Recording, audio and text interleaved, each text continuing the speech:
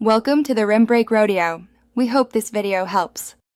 You'll begin by freeing space and ensuring power. Windows updates can stall if the battery dies. Once done, backup documents quickly. This prevents loss if anything goes wrong.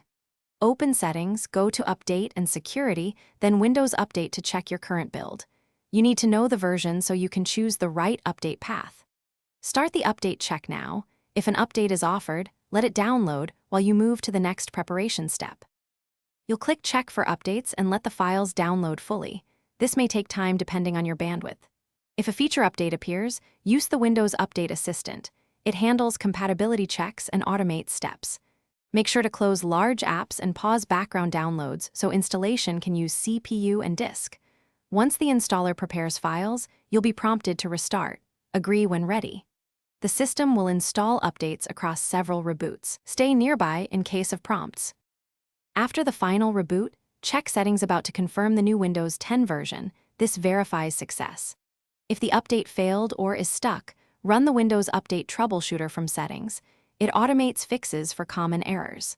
For persistent problems, use System Restore or the Update Assistant to retry. Make sure your drivers are current because incompatible drivers often block updates. If you hit data loss, restore from the backup you made earlier. That's the single best recovery option. Thanks for watching. Consider subscribing if we helped you.